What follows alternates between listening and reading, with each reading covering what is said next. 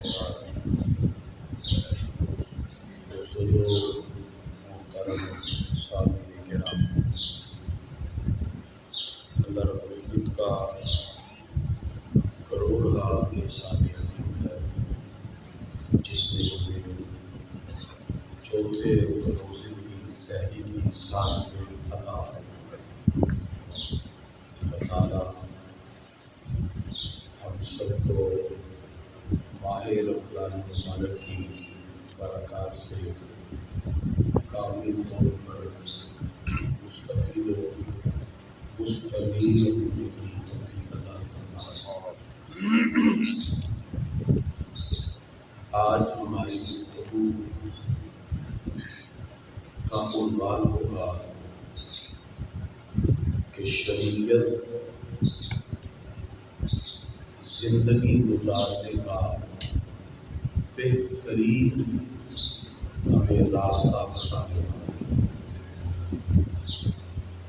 شریعت مطالعہ ہمیں رہنما اصول مہیا کرتی ہے جس کو چل کے آپ اپنی زندگی میں دنیاوی اخروی سعادتیں حاصل کر لیتے ہیں۔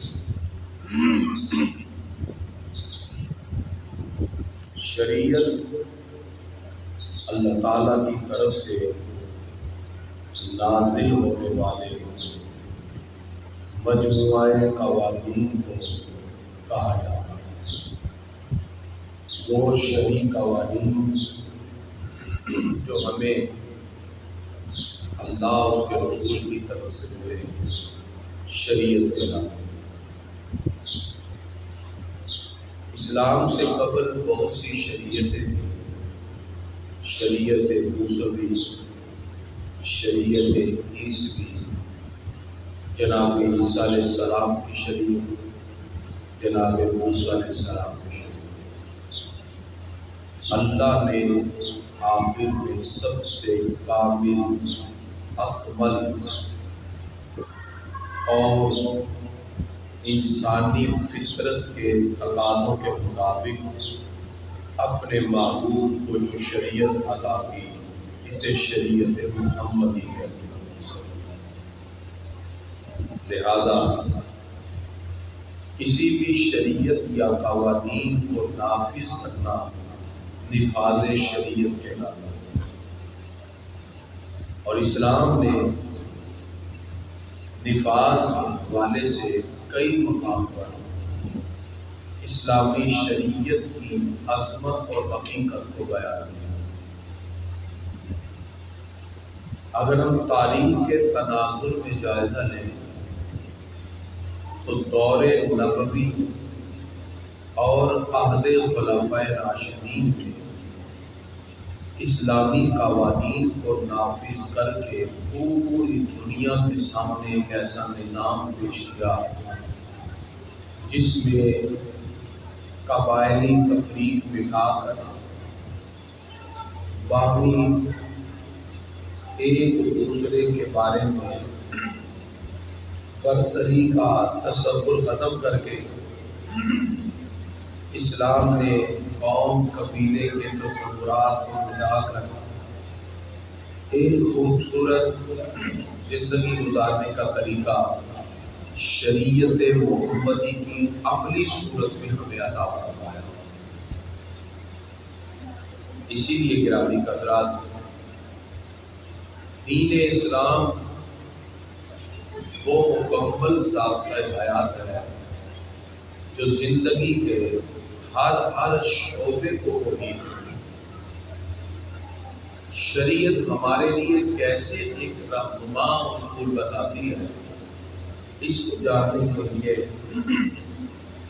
اسلامی تعلیمات کو 6 حصوں میں ڈیوائڈ کیا گیا تاکہ آپ کو سمجھ آئے کہ اسلام صرف تصور عبادت ہی نہیں دیتا، بلکہ یہ وہ شریعت محمدی ہے جو زندگی کے ہر شعبے میں ہماری رہنمائی کرتی ہوئی دکھائی دیتی ہے۔ میں ان میں سے 6 اہم شعبے آپ کے سامنے رکھا ہوں۔ شریعت مصطفیٰ صلی اللہ علیہ وسلم میں سب سے پہلے بات کی جاتی ہے اعتقاد سے، عقائد سے، بلیف سے، فنڈامنٹل بلیف سے، وہ عقائد جو انسان کے دل و دماغ پر حکمرانی کرتے ہیں اور اس کا ہر عمل ان عقائد کا عکس ہوتا ہے، جس میں توحید، رسالت، ملائکہ، آسمانی کتابیں، آخرت، ان چیزوں کا تصور اسلام نے دیا۔ تو یہ اعتقاد سب سے پہلا جز ہے شریعت محمدی صلی اللہ علیہ وسلم۔ اس شریعت کا دوسرا جز عبادات، نماز، روزہ، زکوٰۃ، حج، یہ کتنی عبادات جو بندے خدا کے تعلق کا اظہار ہے، وہ بدنی عبادت ہو، مالی عبادت ہو، مرکب عبادت، اس شریعت میں ان کا تصور عبادات کا بڑی شد و مد کے ساتھ بیان کیا۔ تیسری چیز معاملات ہے۔ معاملات کے اندر یہ بات واضح کر دی گئی کہ کس طرح اس نے اپنی پریکٹیکل لائف جینا ہے۔ ان معاملات میں سب سے پہلے مناقحات ہیں، جس میں نکاح کے مسائل، طلاق کے معاملات، نان و نسخہ کے مسائل، انسان کے نسب کے کس سے ثابت ہونے کے مسائل، یہ سارے معاملات۔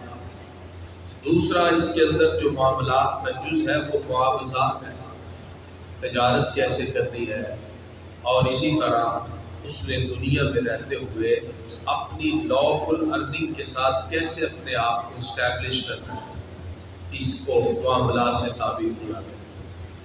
معاملات کا تیسرا جز مخاصمات ہے، لوگوں کے مابین فیصلے کیسے کیے جائیں، اگر تنازعات ہو جائے تو اس کا شرعی حل کیا ہے، یہ شریعت اس کا حل بھی بتاتی ہے۔ معاملات میں امانات کا تصور ہے، دیانت داری کیا ہے، امانت داری کیا ہے، امانت کے شرعی احکام کیا ہے، اور اسی معاملات میں ترکات کا مسئلہ ہے، میت کے چھوڑے ہوئے مال کی تقسیم کیسے ہے، کس طرح ورثاء میں بانٹا جائے گا، یہ ساری کی ساری چیزیں شریعت مصطفیٰ میں موجود ہیں۔ اور معاملات کے ذمہ تو میں نے پہلے بتایا کہ ہم 6 حصے میں اپنے محبوب آقا کی شریعت کو آپ کے سامنے رکھیں گے کہ دیکھیں زندگی کا کوئی گوشہ ایسا آپ کو نظر نہیں آئے گا کہ جہاں شریعت کی رہنمائی نہ ہو۔ اعتقادات کی بات کریں تو عقیدے میں ہمیں بتا دیا گیا کیسے اپنے عقائد کو مضبوط رکھنا ہے۔ عبادات کی بات کریں تو ہمیں نماز، روزہ، حج، زکوٰۃ، جہاد، یہی عبادات کا ہے۔ معاملات کی بات کریں تو نکاح کے معاملات، معاوضات کے، باہمی خصومت کے، امانت کے، ترکے کے، یہ سارے مسائل معاملات کے۔ پھر رسول اللہ صلی اللہ علیہ وسلم کی شریعت کا ایک حصہ عقوبات میں بھی، عقوبات کا مطلب سزائیں۔ کسی بھی معاشرے میں جب جرم پر سزائیں دینے کا تصور بہتر ہوگا، وہ معاشرہ ترقی کی راہوں کی طرف گامزن ہو جائے۔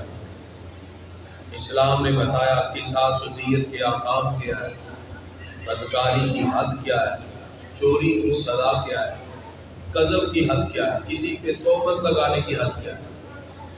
80 کوڑے ہیں اگر کوئی کسی پہ تہمت لگائے، یہ اگر شروع ہو جائے ایک بھی پولیٹیشین نہیں بچے گا، سب تو مینار پاکستان میں کھڑے کر کے جوتے مارو، تم نے جو تہمتیں لگائی ہیں ثابت کرو۔ مجھے بتائے جب اوپر سے لے کے نیچے تک سارے لوگوں کے لیے مساویانہ اسلام کا نظام اگر نافذ ہو جائے، کسی کی جرت ہے کسی پہ تہمت لگائے؟ یہ اسلام نے تصور کیا۔ قذف، اسلام نے ارتداد کی حد بیان، شراب پینے کی حد بیان، تعزیرات کا حکم، یہ سارے کے سارے اسلام کے دائرے کے اندر شریعت مصطفیٰ صلی اللہ علیہ وسلم میں اصول پائے جاتے ہیں۔ پھر اسلام کی تعلیمات میں 5واں جز کفارات کا ہے، انسان سے کوئی مسٹیک ہو جائے، روزہ اس نے توڑ دیا یا کوئی، تو پھر اس میں کفارہ دینا پڑتا ہے۔ کفارے 5 طرح کے ہیں۔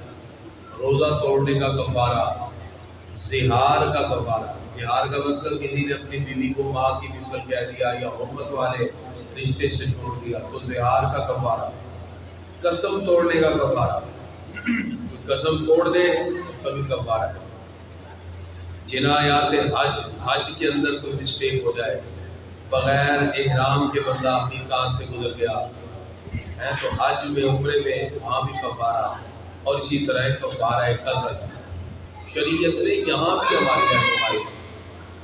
اور اس کے بعد چھٹا جو شریعت کے اندر نقطہ ہے وہ ہے آداب۔ اسلام صرف ہمیں زندگی گزارنے کے طریقے نہیں بتاتا، اسلام آداب زندگی بھی بتاتا ہے۔ آداب میں یہ بتایا جاتا ہے بیٹھنا کیسے ہے، سونا کیسے ہے، چلنا اور کھانا پینا کیسے ہے، زبان کو غیبت سے گالی سے محفوظ کیسے رکھنا ہے، وعدے کی تکمیل پر اجر کیا ہے، صلہ رحمی کے فوائد کیا ہیں، عدل و انصاف کے تقاضے پورے کرنے سے معاشرہ کیسے آگے بڑھتا ہے، نیکی کا حکم کیسے دیا جائے، برائی سے کیسے روکا جائے، ایثار کے کیا بینیفٹس ہیں، ایڈوانٹیجز ہیں، ہمدردی کے جذبات کیسے پورے کیے جائیں، کسی کی عزت نفس اور سیلف رسپیکٹ کا کیسے خیال کیا جائے، وقار نفس، عزت نفس کو کیسے مجروح ہونے سے بچائے، یہ سارے احکام شریعت محمدی کے اندر موجود ہیں۔ تو گرامی قدرات، ہم اس شریعت کو مانتے ہیں جہاں نکاح کے موقع پر اگر کسی بیٹی سے پوچھا جائے کہ تیرا فلاں سے نکاح کیا اور وہ بیٹی نہ کہتی ہے ہاں نہ کہتی ہے نہ، بلکہ رو دیتی ہے، رونا اس بیٹی کا ہاں ہے یا نہ، شریعت نے کہا اس کے آنسو دیکھے جائیں، اگر ٹھنڈے ہیں تو ہاں ہے، اگر گرم ہے تو نہ ہے۔ میں اللہ کی عزت کی قسم کھا کے کہتا ہوں، جاؤ پوری دنیا میں کوئی ایک ایسا مدد لے کے آؤ جہاں کسی بیٹی کے بہتے ہوئے آنسو کے جذبات کی بھی لاج رکھی گئی۔ اگر آپ کو یہ چیز ملے گی تو صرف رسول اللہ کی شریعت میں۔ ہم دور ہیں اسلام سے، ہم نے کبھی شریعت کو جاننے کی کوشش نہ کی، جہاں ایک بیٹی کے بہتے ہوئے آنسوؤں کے جذبات کا بھی خیال کیا جاتا ہے۔ اور میں اس پہ پراؤڈ کرتا ہوں اور فخر سے کہتا ہوں، خدا کی عزت کی قسم، یہ شریعت ہمارے آقا نے ہمیں عطا فرمائی ہے۔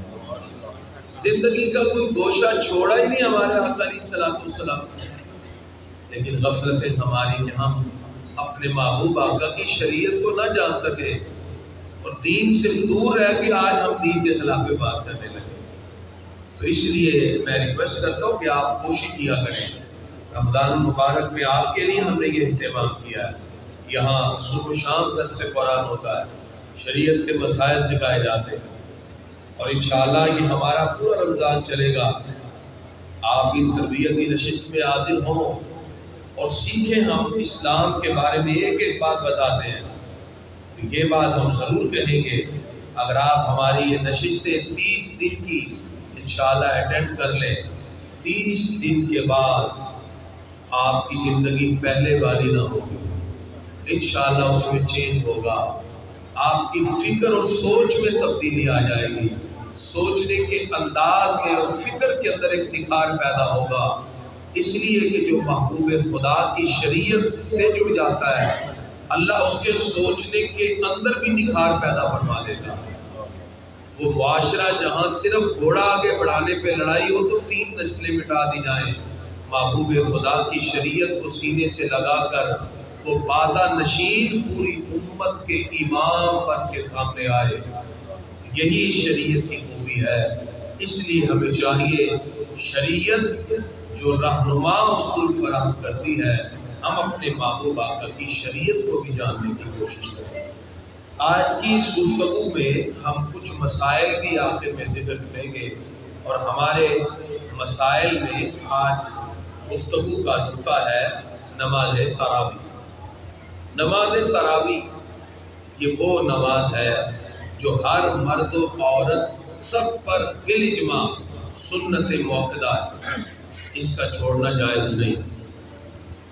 اور اس کی 20 رکعات ہے، کیونکہ تراوی جمع کا لفظ ہے، تلویہ سے بنا، اور سارے دن میں جتنے ہم فرض اور واجب پڑھتے ہیں اتنی نماز تراوی ہے۔ اور نماز تراوی کا وقت عشاء کے بعد ہے، یعنی نماز عشاء کے بعد، اور یہ طلوع فجر تک رہتا ہے۔ لہذا جو شخص مسجد میں آئے، ابھی اس کے فرض رہتے ہیں، تو وہ تراوی میں نہیں جائے گا، پہلے فرض ادا کرے گا۔ ایک صاحب نے مجھے کہا جی قرآن پاک پڑھا جا رہا ہے تو پہلے ہم تراوی پڑھ لیں، تو میں نے کہا جب آپ نے فرض پڑھے ہی نہیں، آپ کا تراوی کا وقت شروع ہوا ہی نہیں۔ تراوی کا وقت تو شروع ہی فرض پڑھنے کے بعد ہوتا ہے، تو پہلے فرض پڑھو گے تو آپ کا تراوی کا وقت آئے گا نا، ابھی تو آپ کا تراوی کا وقت شروع ہی نہیں ہوا۔ 4 فرض ادا کرنے کے بعد پھر نماز تراوی پڑھی جاتی ہے، اور ہم رمضان المبارک کے اندر پھر وتر بھی جماعت کے ساتھ ادا کرتے ہیں۔ لہذا جس نے فرض اگر جماعت سے نہیں پڑھے عشاء کے، تو پھر وتر بھی وہ علیحدہ ہی پڑھے۔ نماز تراوی میں قرآن پاک مکمل کرنا سنت موقدہ ہے، اور جو ہم قرآن نماز تراوی میں سنتے ہیں، آپ علیہ الصلوۃ والسلام فرماتے ہیں قیامت کے دن روزہ بھی گواہی دے گا، قرآن بھی گواہی دے گا۔ قرآن کہے گا یا اللہ میں گواہی دیتا ہوں اس نے نماز تراوی میں کھڑے ہو کے قرآن سنا، اور اللہ قرآن کی گواہی کو قبول فرما۔ اور یہ شہادت قرآن کی طرف سے۔ نماز تراوی ذوق کے ساتھ پڑھنی چاہیے۔ 4 رکعت کے بعد تسبیح تراوی پڑھ لی جائے، سبحان ذی الملک والملکوت سبحان ذی العزت والعظمت۔ اس میں اکثر بات چلتی ہے کہ یہ والعظمت ہے کہ عظمت، یہ لفظ ہے والعظمت، ضعف زبر، اور اس کو والعظمت پڑھنا چاہیے، کیونکہ والعظم عظم ہڈی کو کہتے ہیں، ہڈی کا یہاں تو مطلب ہی نہیں، اس لیے والعظمت تسبیح تراوی۔ اسی طرح نماز تراوی کی جماعت چونکہ سنت کفایہ ہے، اگر آپ لوگ چھوڑیں گے تو گناہ گار ہوں گے، اس لیے کوشش کر کے بعد جماعت ہی نماز تراوی پڑھی جائے۔ اگر کسی عذر کی وجہ سے آپ مسجد میں نہیں آ سکے تو پھر گھر میں ہی پڑھ لیں، یا خواتین گھروں میں پڑھیں، لیکن 20 رکعات نماز تراوی ادا کریں۔ اس کے اندر تھوڑی رکعتوں پر کفایت نہیں کرنا چاہیے، بلکہ نماز تراوی تو اتنا پیارا تحفہ ہے، اور جو ہم سارے دن کے اندر فرائض پڑھتے ہیں اللہ تعالیٰ اس کی بدولت اس کی بھی تکمیل فرما دیتا ہے۔ نماز تراوی بغیر عذر کے بیٹھ کے نہیں پڑھنا چاہیے، لیکن اگر قیام میں مسئلہ ہو تو پھر بیٹھ کے بھی آپ پڑھ سکتے ہیں۔ نماز تراوی کے اندر قرآن پاک کی چونکہ تکمیل ہے، اور رمضان، قرآن اور روزہ یہ ساری کی ساری بہاریں ہمیں خاص طور پہ ان ایام میں حاصل کرنی چاہیے۔ کوشش کریں نماز فجر کے بعد ہمارا خصوصی نشست ہوتی ہے محمدین کے حوالے سے، اس میں بھی شرکت کیا کریں۔ اللہ تعالی ہم سب کو اپنے محبوب آقا کی شریعت کو جانتے ہوئے اپنی زندگی شریعت کے مطابق گزارنے کی توفیق